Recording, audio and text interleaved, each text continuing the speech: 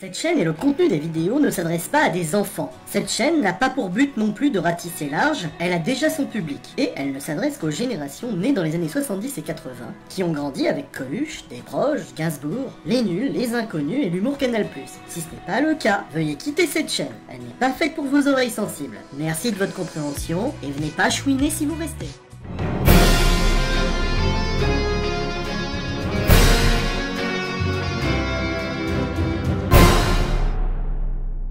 Salut les geeks et bienvenue sur ce Nostalgeek, l'émission qui donne envie d'avoir l'épiderme léger et soyeux. Aujourd'hui, on se fait plaisir en se beurrant la tartine de la nostalgie. Et oui, mes goûts l'ayant voulu, aujourd'hui, on parle de l'araignée à la belle époque des années Strange. Bonjour. Non content d'être le symbole de la maison Marvel, Spider-Man fut également le meilleur ambassadeur de la maison Lug lorsqu'elle publiait la mythique revue Strange. Je sens d'ici votre excitation et ça fait vraiment plaisir, mes frétillants. Aujourd'hui, mes petits farfadets, je vais vraiment vous parler d'un temps que les moins de 20 ans ne peuvent pas connaître, la fin de l'année 1977 pour être exact, même si ça va digresser comme d'habitude, et allez, on se retrouve après le générique.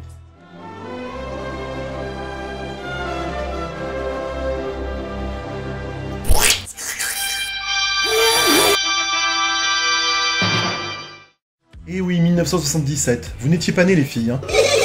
Alors nous le savons, et pas seulement de Marseille, le tisseur de toile n'a pas fait partie des membres fondateurs de la revue Strange aux côtés d'Iron Man, des X-Men ou de Daredevil, et il avait fait une entrée très timide, comme une jouvencelle ingénue au bal des légionnaires, dans le Strange 18, datant de juin 1971. Il remplaçait au pied levé Khazar et Fatalis, qui eux-mêmes avaient remplacé le surfeur d'argent depuis le Strange numéro 15. La raison de son arrivée dans Strange était simple, Spidey migrait de la revue Marvel, qui s'était interrompue en avril 71, victime de l'infâme censure catho-bolchevique. Et notre Spidey jouait le rôle de petit dernier, aux côtés de Daredevil et d'Iron Man, mais très rapidement il va devenir la vedette de Strange, pour ne pas dire la vitrine de la maison lyonnaise en matière de super-héros. Et pour cause, ses aventures étaient passionnantes comme une soirée en ma compagnie. Mais durant l'année 1977, notre bon vieux Spidey devient la pièce maîtresse de Strange, avec la publication de 2 épisodes au lieu d'un. Incroyable! Et cette révolution est d'abord discrète sur la couverture de Strange, puisque le slogan en haut de la revue passe du journal des super-héros, dans le numéro 92, au journal de l'araignée dans le numéro 93, avant de devenir le journal de Spider-Man dans le numéro 95. D'ailleurs, cette mainmise de l'araignée sur la revue est symbolisée par l'apparition du logo Strange, qui est en fait la tête de Spidey, apparaissant pour la première fois sur la couverture du numéro 94, et qui y restera jusqu'au changement de design dans le Strange 249. Alors il faut que vous le sachiez, et pas seulement dans la colle, pour mieux encore contextualiser cette fin d'année 77. Ce verbe n'existe pas. Ta gueule, je disais que l'araignée n'est pas seulement en bande dessinée, mais il est aussi à la télé avec son dessin animé sur TF1. Il bénéficie donc d'une grande popularité que Lug va bien évidemment utiliser pour vendre sa revue. Outre le choix d'utiliser sa popularité, il y a aussi une logique éditorialiste de Lug pour décider de changer le sommaire de sa revue et de fournir 2 épisodes de l'araignée. Il s'agit bien évidemment du retard qu'accumule la saga Spider-Man dans la revue par rapport à ses autres petits camarades. Ah bon ?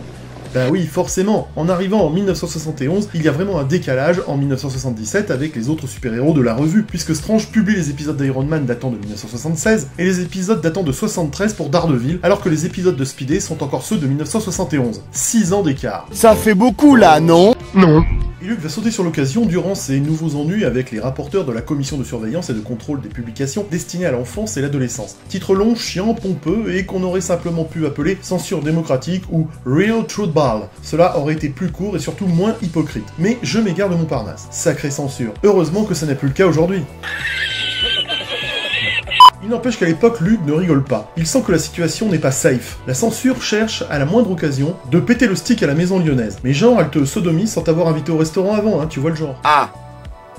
Ouais, Les mésaventures des revues Fantasque en août 1969 et Marvel en avril 71 ont refroidi Lug, qui l'a senti passer et qui est obligé depuis cette époque de s'écraser l'arrêt sur une bouée gonflable à chaque fois qu'elle s'assied. Et il se trouve que les épisodes des Éternels de Jack Kirby agacent la censure qui juge la série inquiétante pour les petites n'enfantes. Or donc, dans le Strange 93, Lug publie le 4e épisode des Éternels et ce sera le dernier en France, alors que la série originelle en comporte 19. Combien ?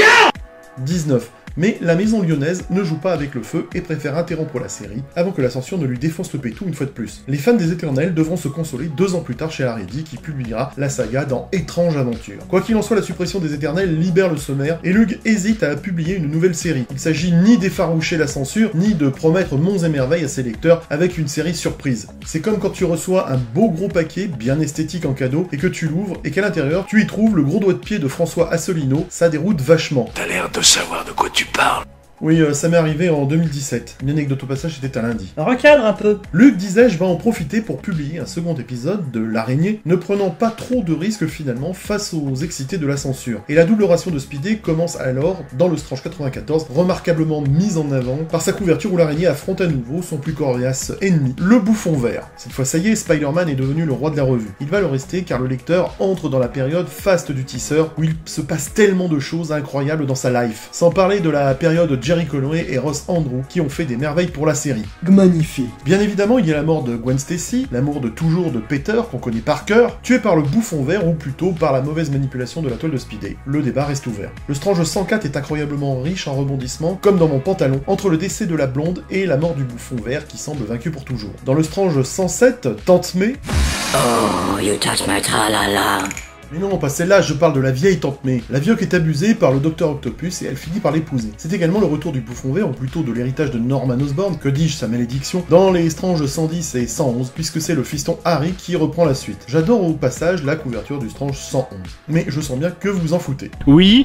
Bien évidemment, on ne peut qu'évoquer la saga du clone avec la réapparition de Gwen Stacy, ou plus exactement de son clone dans le Strange 115. Et le tout va se terminer avec Spidey affrontant son propre clone dans le Strange 117. Quel épisode! Incroyable! Parfois, le choix éditorialiste, mais surtout les accords commerciaux avec des marques de jouets, poussent Spidey à avoir sa Spider-Mobile, comme dans le Strange 123, chose ridicule pour une araignée qui se déplace dans les airs. Le saviez-vous? La Spider-Mobile a été créée à l'origine pour aider à attirer les entreprises de jouets, bien que contrairement à la croyance populaire, il n'a pas été créé à la demande de fabricants de jouets spécifiques. Ce serait visiblement un plan de Stan Lee qui a été finalement approché par l'entreprise de jouets Comics Cube, dit Migo, qui conclura plus tard un accord avec Marvel sur les Micronautes. Bien ouais, Stan Lee. Je vous montre la voiture qui a finalement été produite pour donner une voiture à Spider-Man. Selon une interview de Jerry Conway, ce dernier raconte « Je me dis...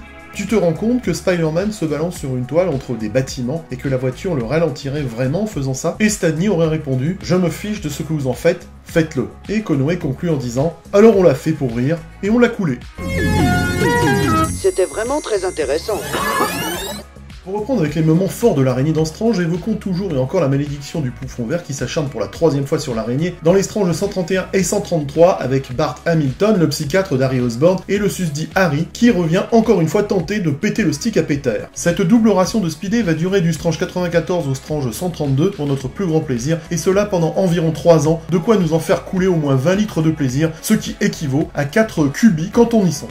Il n'y a que dans le Strange 121, en janvier 1980, que Luke va remplacer le second épisode de l'araignée par un épisode du Valet de Cœur, tiré du Marvel Premiere 44, pour une raison obscure d'ailleurs, mais également dans le Strange 122 avec un épisode de la Torche et de Thor ensemble tiré du Marvel Team Up 26 datant d'octobre 1974. Mis à part ces deux exceptions bizarres dans le choix de Luke, l'araignée aura donc toujours 2 épisodes, et même une fois 3 épisodes dans le Strange 126, avec la diffusion des épisodes 165 à 167. Incroyable! Dans le Strange 132, Lug a rattrapé son retard sur l'édition américaine, ce qui permet à la maison lyonnaise de se lancer dans une nouvelle série à partir du numéro 133, à savoir Rome le Chevalier de l'Espace. L'araignée a donc été la vedette incontestée de Strange durant toute cette période, et à l'inverse, la revue a été son support officiel en France. Tout le monde s'en fout. Et quelques années plus tard, de nouvelles menaces se représentent. Les épisodes d'Iron Man inquiètent la censure qui juge que la série n'a plus les orphelines droites dans son slip, avec toute cette histoire d'alcoolisme et de Tony Stark clodo, et afin d'éviter le pire, le Vengeur doré quitte la revue dans le Strange 185 pour partir dans le Nova 89. Et devinez qui va venir avec 2 épisodes? Je sais pas, Babar? Ça va pas, mais non, pas Babar, c'est un éléphant, et puis ça a pas le téléphone, les éléphants, et en plus ça salope tout, non, j'ai bien mieux que ça. L'encart à la fin du dernier épisode d'Iron Man est sans équivoque, c'est Spidey qui revient dans le Strange 186. Au passage, on trouve dans ce numéro un épisode fabuleux où il affronte le fléau dans un scénario de Roger Stern et dessiné par John Romita Jr. et j'ai déjà fait une vidéo dessus. Les deux auteurs font des merveilles, en particulier John Romita Jr. qui dessine Spidey comme l'avait fait son père et du coup comme ce qui avait apporté la gloire à son paternel. Ça, c'est ton opinion personnelle. Bien évidemment, le run de Stern va nous amener le Super Bouffon, une version améliorée, encore plus psychopathe du Bouffon Vert, et donc encore plus dangereuse. Stern va reprendre le vieux système de Stan Lee en laissant planer le suspense sur l'identité du vilain pendant pas mal d'épisodes. Mais on comprend vite qu'il s'agit de quelqu'un qui appartient déjà au casting de la série. Ah! Et ces épisodes sont tellement bien que la double ration de Spidey permet de nous régaler. On a vraiment de quoi se tirer sur le number 2. Pourtant, l'orgie va cesser dans le Strange 209 en mai 1987, avec en couverture un combat contre le Super Bouffon. Encore. Dès le numéro 210, les défenseurs vont prendre la place du second épisode de Speedy, et au final, comme la nouvelle série n'enchante pas les lecteurs, ce sera Iron Man qui reviendra prendre sa place dans le sommaire du numéro 216 en décembre 1987. Une fois de plus, cette nouvelle double ration de l'araignée a permis à Luke de rattraper son retard sur l'édition américaine. Dès lors, la maison lyonnaise va distribuer le sommaire entre 4 séries différentes, même si l'ombre de Speedy plane sur la revue, avec la présence en haut de couverture du journal de Spider-Man et son logo qui resteront encore 4 ans. Voilà, j'avais envie de revenir sur cette époque fabuleuse où notre cher Montanlaire a gagné ses galons au sein de la revue Strange au point d'en devenir la seule véritable vedette pendant des années. Excellent. Ces chères années Strange qui ont émerveillé notre adolescence et qui, grâce aux épisodes de l'araignée, nous ont permis de tisser une incroyable toile de relations qui nous réunit aujourd'hui sur le web. Excellent. Voilà, vous pouvez remettre vos slips, c'était Bob Zombie, le prince de la bulle de love dans le tube. À très bientôt les geeks. Philippe, je sais où tu te caches. Viens ici que je te bute, enculé. Non, Abdel Ramsey. Ça va pas. Mais c'est juste insupportable. Arrêtez.